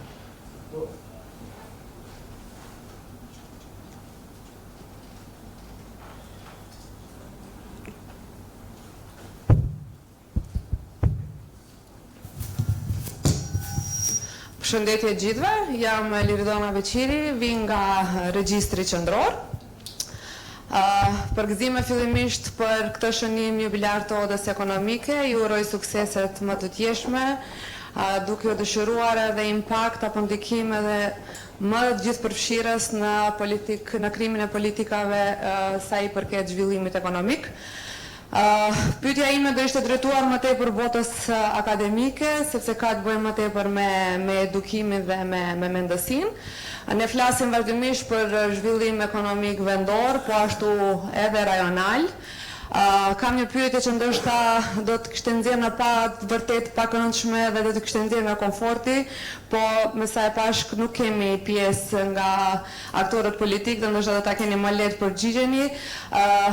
Duke qenë ndoshta jo shumë politikisht korrekt, cila është ajo politikë aktuale, konkrete, që do ta kishit hequr nga ky sistem që i pengon bizneset, dhe cila është ajo reformë ekonomike, ndoshta shumë e vështirë politikisht, por e domosdoshme për Maqedoninë e Veriut që do të ketë impakt në 10 vitet e ardhshme. Këtë e them duke nisur nga fakti që suksesi apo i bizneseve nuk matet vetëm nga strategjitë e shkruara, po nga një indikator minimal se sa kompani mbijetojnë pas 5 vjet nga dita që ata hapen.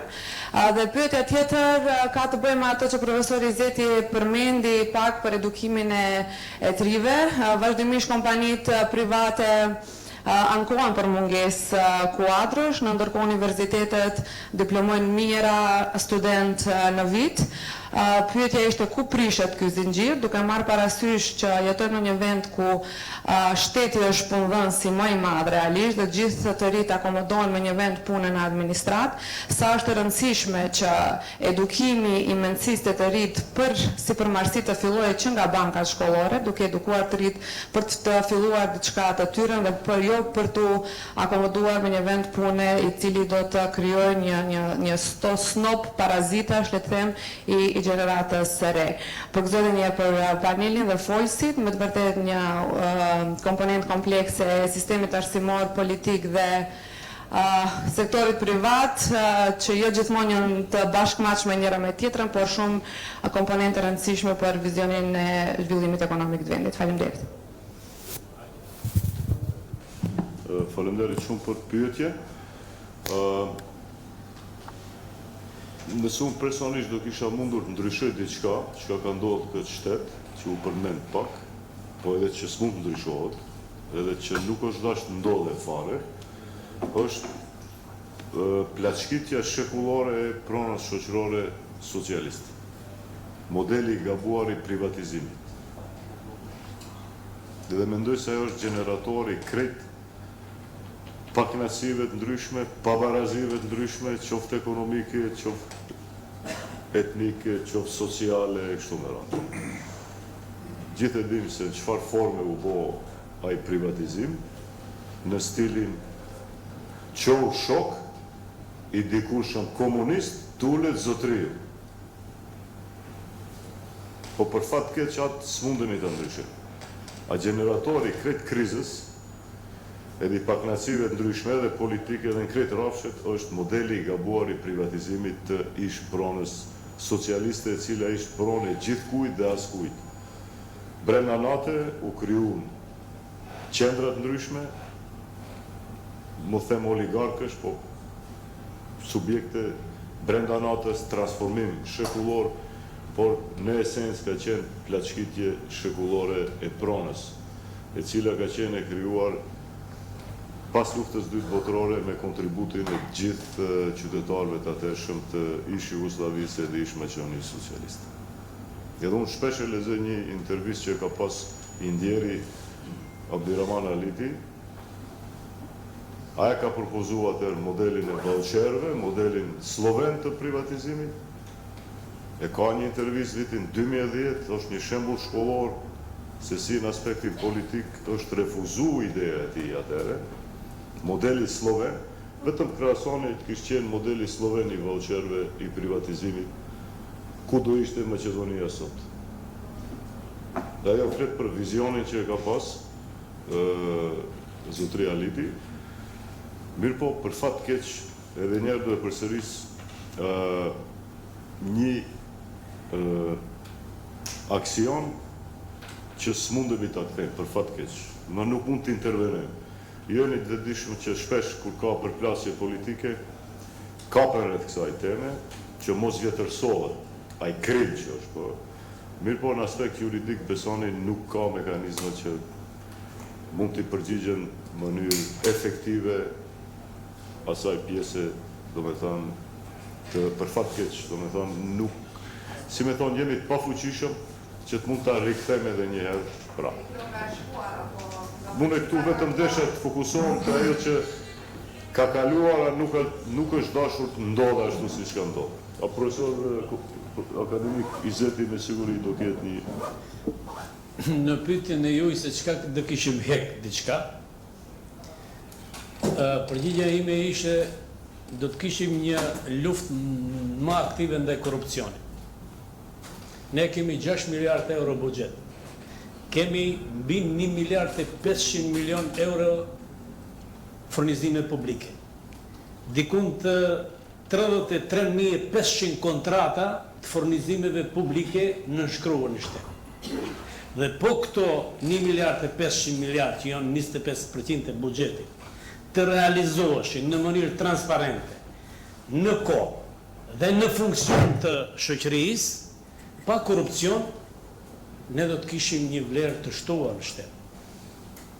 Dhe nuk do të humbshim dikun 600 milion euro korrupsion brenda vitit, pa ato para do t'i shfrytëzoheshim për arsim, për kulturë, për shkencë, për gjithandaj. Kjo është, më thëmë, problemi i madh është i korrupsionit në shtet. Çështja e tjetër, lidhja e trive me, do të thotë, ne duhet të përdorim inteligjencën artificiale. Ne si universitet e kemi rektorin këtu, e kemi kriju një portal web duke përdor inteligjencën artificiale për lidhjen e të diplomuarve me tregun e punës. Këto modele të tilla duhet të jenë shembull në gjithë institucionet, sepse vetëm në këtë mënyrë duke I fut elementet e digitalizimit në institucione ne arrijmë më shumë të punojmë për punësimin e gjeneratave të reja. Faleminderit. Ka një pyetje?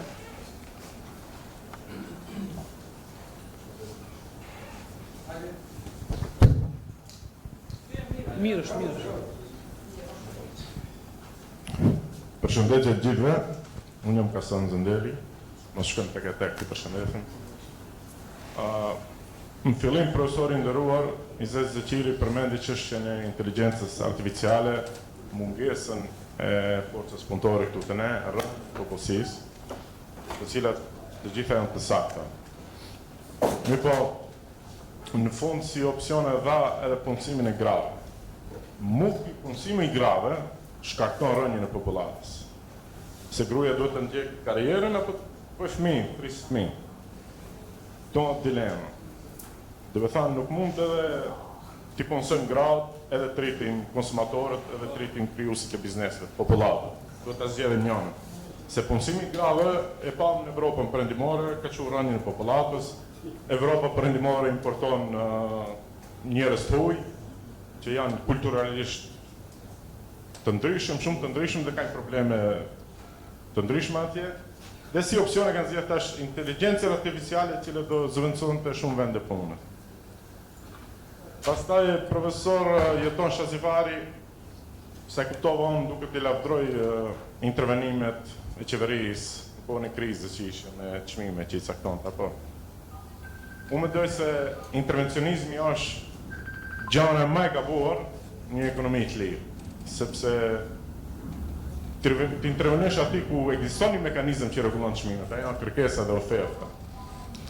Është shumë gabim, sepse bën çrregullimet më të tjeshme, e ndërpret atë zinxhirin e bashkëpunimit në biznes, krijon haos, krijon çrregullime. Duke munduar të rregullosh një çmim, shkakton shumë efekte tjera negative. Kështu që ne si biznesi jemi anti-intervencionizëm. Lëre biznesin të veprojë në atë ambientin e vet dhe të rregullohet çdo gjë. Ti si shtet do t'jesh regulator, jo intervencionist. Pra jemi kundër intervencionizmit si biznese, mirë po, pro regulatorit. Shteti ta luajë rolin e vet si regulator. Kaq kisha. Të faleminderit nëse ka pyetje tjetër.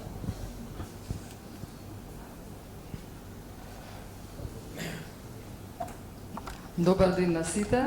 Јас сум Кристина Хадживасилева од консалтинг за стратешки развој. Веќе повеќе години соработуваме со комората на наше големо задоволство. Сакам да ви ја честитам оваа годишнина, 20 годишнина, навистина начаен успех и да ви посакам се најдобро во иднина. Претходниот соговорник малку ме поттикна да го поставам ова прашање, иако можеби и сама ќе го поставам. Најпрво сакам да му одговорам на соговорникот дека вработувањето на жените не го намали наталитетот. Го намали наталитетот обврската на жените домашна, која што не е споделена со останатите членови на семејството. И тоа е покажано со голем број статистички податоци. Да. Дека жените посветуваат 3 часа повеќе во домот на домашни врски наспрема 1 час на мажите. Измерено и од Завод за статистика. И во тој контекст е моето прашање, а тоа е потенцијалот на женските бизнеси. Знам дека имате членки во вашата комора, што се жени, собственички на бизнеси, и сакав да прашам, кој од вас сака да одговори секако, како гледате на потенцијалот на женските бизнеси во општеството и секако во комората. Ви благодарам. Благодарам. Faleminderit, Kasam, pyetja ju ishte me vend, por dilema është nisët nga fakti sepse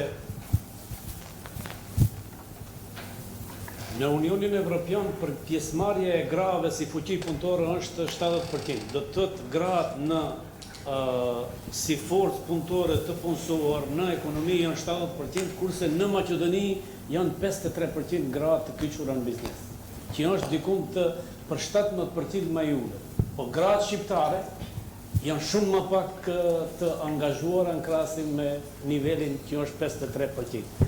Prandaj këtu e shohim edhe barabarsinë e grave.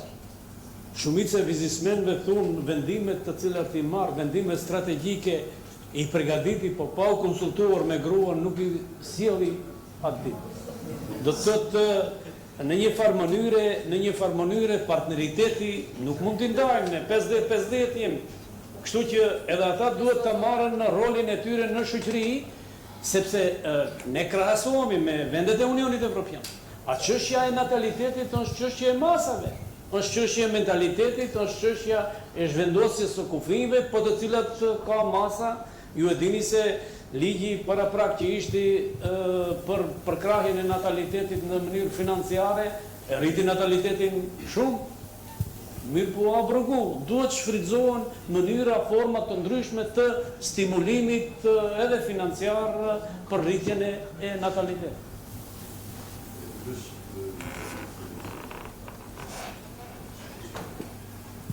Faleminderit për pyetjen zonja e institutit për, siç ishte instituti për analiza financiare, ashtu?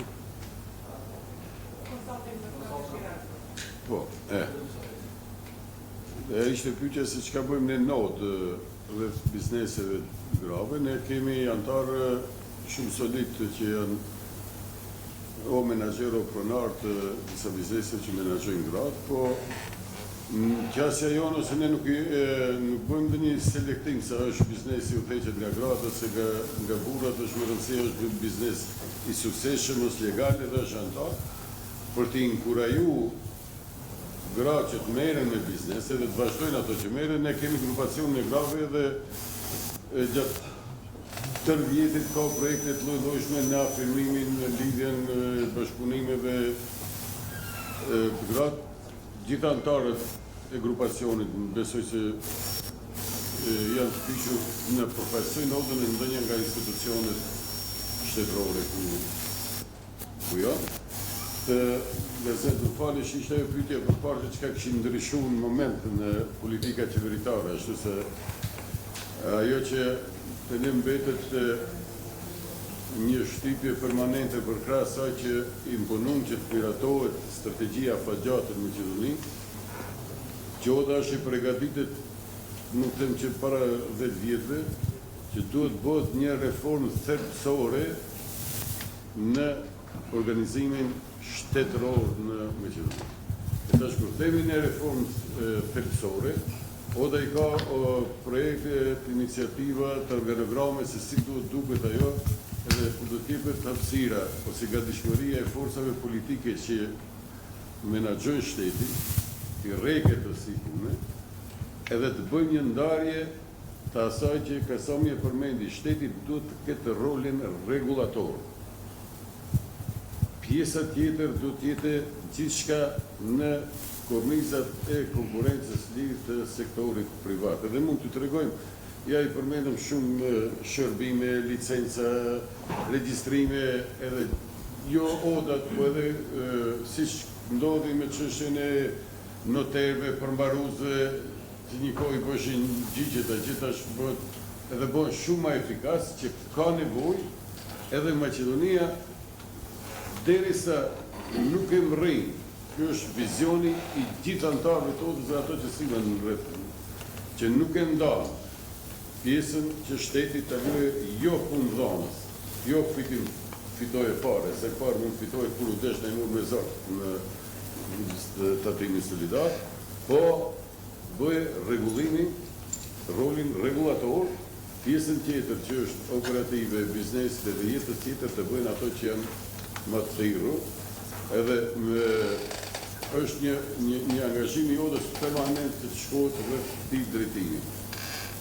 Jo shteti edhe pse diku të pajtohemi, ende kemi politika ku mundohet të mbrojë, është shumë fjalë rënd për të krijuar monopole, po të mbrojë një sistem ose një grupacion ose një sidomos të kompanitë publike, se shumë shërbime që institucionet s'ka nevojë të ketë. Regjistrimi i kompanive nuk ka nevojë të jetë në regjistrin qendror. Mund ta bëjnë odat ose mund bëjnë një strukturë tjetër. Licencat lloj-llojshme që jepen nuk ka nevojë të jenë në institucionet. Mund t'ju them direkt se ka agjencione dhe institucione që janë në aspektin kadrovik, duke pas parasysh se janë të politizuar, të partizuar, janë shumë më dobët se struktura që i kanë odët administratë. Kështu që derisa përsëri nuk bëhet ndarja që shteti të lyejë rolin e rregullatorit. Pjesën e biznesit duhet ta bëjnë ato që duhet ta kenë. Faleminderit, jemi në fund për shkak të kohës edhe një pyetje vetëm urdhrarja. Përshëndetje, unë jam Arjanit Xhaferi, vi nga një kompani private që quhet Safety First, ka të bëjë me sigurinë dhe shëndetin në punë. Ndoqa panelistët e nderuar me shumë kujdes edhe gjitha sugjerimet që u dhanë edhe planet për 10 vjeçarin e ardhshëm, po ndjej nevojshme ta them se kur diskutohet roli dhe pozicioni i odave ekonomike në vend dhe në rajon gjatë 10 vjeçarit të ardhshëm, kam përshtypjen se nuk po merr vëmendjen e duhur një temë shumë e rëndësishme, jashtëzakonisht e rëndësishme, që është mbrojtja e shëndetit dhe e sigurisë në vendin e punës, për punëtorët, domethënë. Profesor Izet Zeqiri përmendi në fillim standardet 14001, standardet ose ISO standardet mjedisore, po në praktikat evropiane të biznesit ekziston domethënë edhe standardi 45001 që ka të bëjë me mbrojtjen e shëndetit dhe sigurisë në vendin e punës. Duhet përmend që raporti i fundit i Komisionit Evropian për Maqedoninë e Veriut dhe i njëjti përsërit vite me radhë evidenton qartë nevojën për forcimin e sistemit të sigurisë dhe shëndetit në punë, rritjen e kapaciteteve inspektuese dhe krijimin e mekanizmave për monitorimin e lëndimeve dhe vdekjeve në vendin e punës.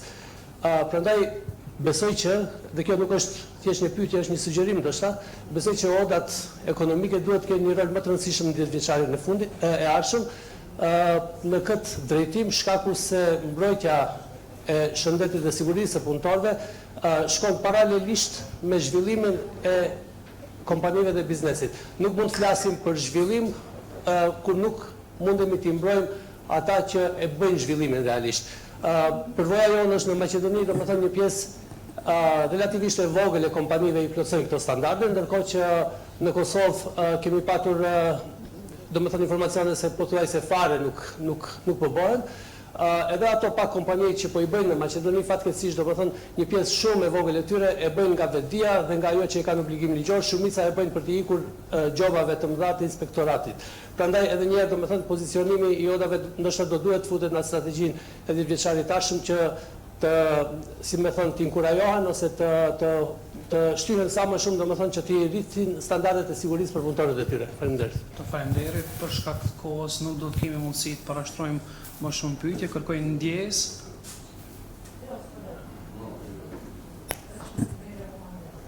Nëse lirish mund në shkurt.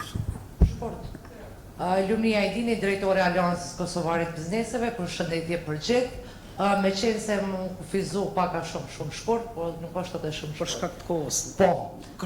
Spari zotëri Kasom nuk pata me full, por më inkurajove me full, sepse në bizneset tona tash pozicioni odave në vend dhe rajon në debatën që vinë, ne e dim se digitalizimi dhe të gjitha rjetës si AI është krijuar po nga një femër, Mira Murati, dhe tash një sugjerim apo një rekomandim për odën ekonomike të Maqedonisë Veriperëndimore për shkak se e kemi bashkëpunimin për 2 dekada prej fillimit dhe ne si AKB e kemi Këshillin Ekonomik Social në Kosovë, ku janë 5 ministri, sindikatat edhe odat. Në Kosovë jemi Aleanca Bizneseve dhe odat dhe aty trajtojnë të gjitha çështjet qoftë për pagën minimale, pushimin e lehonave, natalitetin, sigurinë dhe shëndetin punë.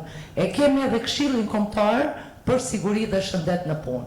Tash për shkak mos funksionalitetit të ndrimit jo stabilitetit politik në Kosovë, kemi pak, po kjo funksionon edhe është në harmonizim dhe politika me tregun evropian. Çka kisha dashur me dhoni rekomandim bashkë për neve odat, qoftë Kosovë, qoftë Shqipëri, Maqedoni, login të Preshevës, ne ndoshta për 10 vitet e ardhshme do ta kishim mendu ta krijojmë së bashku një akademi rajonale të aftësimeve, ku këtu do të përfshiheshin për shembull AI dhe automatizimi, mandej eksportet dhe tregu ndërkombëtar, për shkak se ne si vende, si biznese prodhuese jemi në vendet tona të vogla dhe ta kemi një marrë ndoshta regionale që deportojmë në tregun e Evropës më lehtë, po aty mandej edhe shumë standarde, qoftë ekonomia gjelbër, si është standardet 14.000 ishi për mbrojtjen e ambientit, mandej edhe të ofrojmë shërbime, e tha më herët, certifikimin dhe marketingut, po ashtu edhe një këshill rajonal për politika rajonale. Kur them për politika rajonale, i kemi edhe fondet, kështu që për shkak kohës po e ndalojmë, po kemi shumë mundësi të bëjmë shumë bashkarisht, sepse kemi mundësi edhe kemi përvoja, integrimi evropian don punë, don angazhem, edhe digitalizimi po e shohim se tash për para për me bëni sot analizë da u zhdash një muj, tash me AI e bën për 2 orë.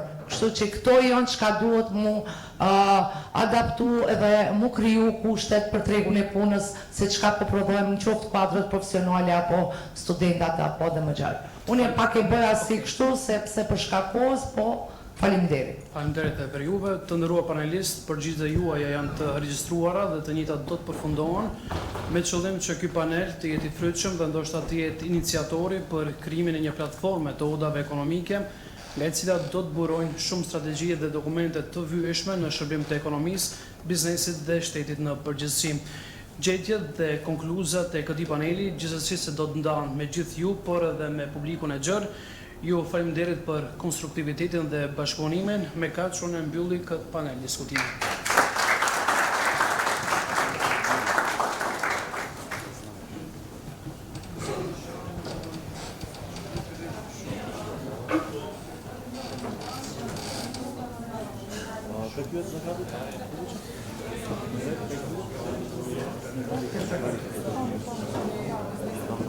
Të nderuar panelist, ju faleminderit për kontributin, mendimet dhe perspektiva që ndatë sot me ne. Besoj se nga ky panel dolën ide, rekomandime dhe mesazhe të vlefshme që do të shërbejnë si udhërrëfyes për forcimin e rolit të udhave ekonomike në vend dhe rajon gjatë viteve që vijnë. Ju lutemi t'i përshëndesim panelistët tanë me një duar trokitje. Ju faleminderit. Për gjatë këtyre 20 viteve të veprimtarisë së saj, OMVP ka ndërtuar partneritete të shumta dhe ka bashkëpunuar me institucione, organizata, kompani, media dhe individ, të cilët kanë kontribuar në mënyra të ndryshme në zhvillimin dhe fuqizimin e udhës. Rrugtimi ynë 20 vjeçar është ndërtuar mbi besimin, bashkëpunimin dhe mbështetjen e shumë partnerëve e miqve, të cilët kanë lënë gjurmë të rëndësishme në historinë e institucionit tonë. Duke qenë se lista e bashkëpunëtorëve dhe mbështetësve të OMVP-s është shumë e gjerë se sa mund të përfshihej në një ceremoni të vetme, edhe pas mbrëmjes solemne të 20 vjetorit, vazhdojmë me nderimin e atyre që kanë dhënë kontribut të çmuar në rrugtimin dhe zhvillimin e udhës ndër vite. Prandaj sot do të kemi kënaqësinë të ndajmë edhe një grup tjetër mirënjohjesh për partner, bashkëpunëtor dhe miq të OMVP-s, të cilëve dëshirojmë t'ju shprehim mirënjohjen dhe vlerësimin tonë të sinqertë. Ftojmë kryetarin e OMVP zotin Nuhi Aliu që të ndajë mirënjohjet. Ndërkaq për të planuar mirënjohjet, ftojmë nga Oda Maqedono-Turke zoti Imer Selmani, Oda e zejtarëve të Republikës së Maqedonisë së Veriut zoti Goran Ristevski, zoti Muhamed Haxhi Pazi, TV Shenja,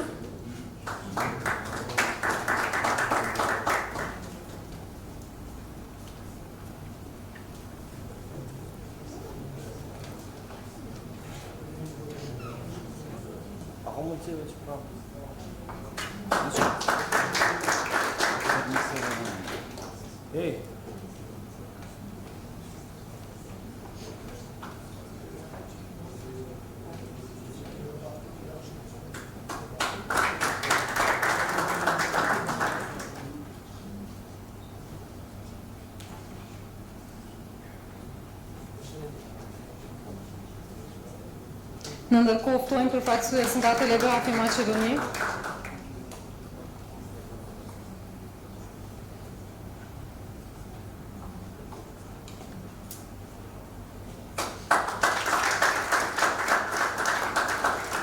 Halka kyçe e suksesit kundër tatimit solidar, Lenski Gensger Seqiri Plus Partner, gjithësisht zoti Arlen Zeqiri.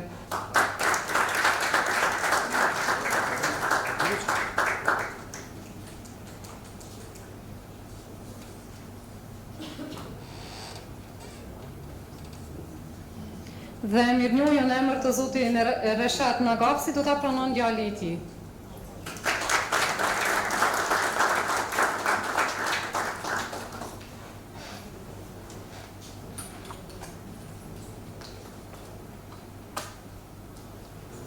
Në ndërkohë ju ftojmë të gjithë pranuesit e mirënjohjeve për një fotografi të përbashkët për ta pasuruar arkivin tonë. Ju lutemi.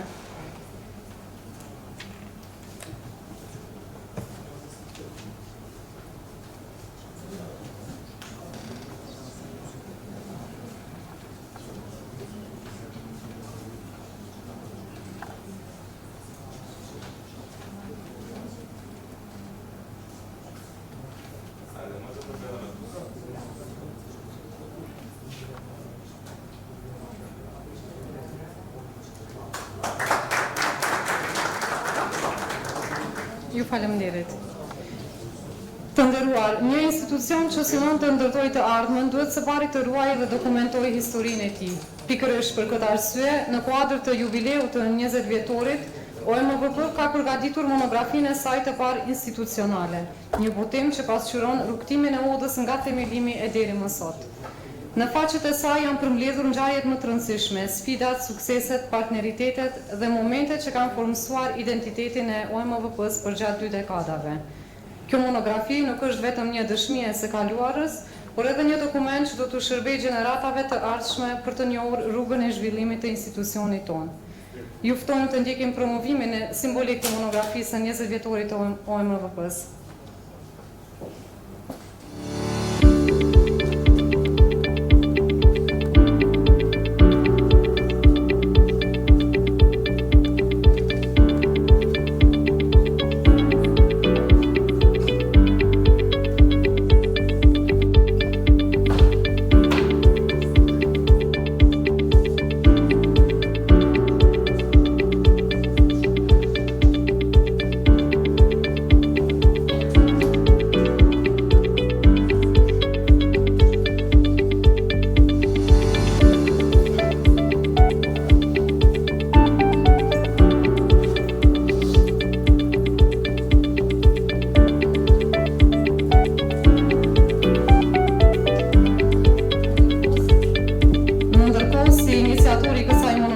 Ftoj të merr fjalën zoti Mendi Qyra për të thënë disa fjalë për të njëjtën.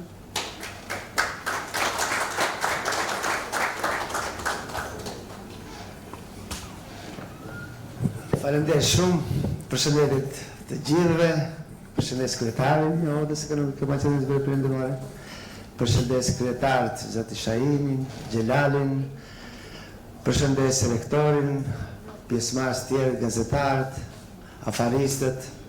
Sigurisht që sot jam i lumtur, ndihem i lumtur që gjatë këtij udhtimi 20 vjeçar jam pjesë përbërëse e këtij rrugtimi, i cili ka qenë i vështirë, me sfida, por edhe me sukses dhe krenari. Normalisht që unë si aktivist i Odës Ekonomike Maqedonisë Veriut Perëndimore 10 vitet kam qenë aktiv në bord, në kryetar dhe kryetar, dhe sigurisht largoj modestin, sigurisht në gjatë kohës time si kryetar kemi arrit disa projekte shumë të rëndësishme, siç ishte edhe manifesti ekonomik, ishte platforma për ekonominë afatgjate, gjithashtu edhe ligjin për solidar, të cilën bashkë me Alidin arritëm ta kthejmë abrogojmë në gjykatën kushtetuese dhe me atë ligj tani një pjesë e kompanive po i rikthejnë mjetet që është një krenari. Pa lënë anash edhe pjesën tjetër të monografisë, cila është dokument shumë i rëndësishëm për këtë aset kombëtar që është Oda Ekonomike Maqedonisë Veriut Perëndimore. Kjo monografi, të cilën përgëzoj gjithë stafin i cili ka punuar me vëmendje të madhe, me kontribut të madh, me lodhje të madhe, por pa lënë anash edhe anëtarët e bordit edhe të gjithë strukturat tjera të cilët arritën, por edhe sponsorët, normalisht, të cilët arritën të bëjnë një monografi të tillë, e cila mbese gjatë në kujtesën tonë, por edhe në arkivin e Odës Ekonomike Maqedonisë Veriut Perëndimore. Oda Ekonomike Maqedonisë Veriut Perëndimore duhet vazhdojë të punojë, të bëjë ato që ka bërë deri tash, biles të rritet akoma më shumë, të mos frikohet për të devijoj qëllimin. Ajo është që ne së bashku, gjithë afaristët, të ndihmojmë sa mundemi me përvojën dhe të gjithë antarët, edhe aktivistët e vjetër të cilët kanë qenë kryetar apo nënkryetar, drejtorë e tjerë, të cilët duhet të vazhdojnë.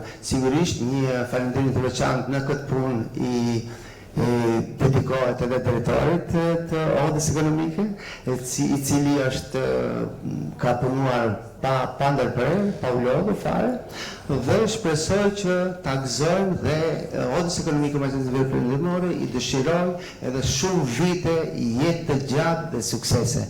Faleminderit shumë, faleminderit për mundësinë që ma dhatë.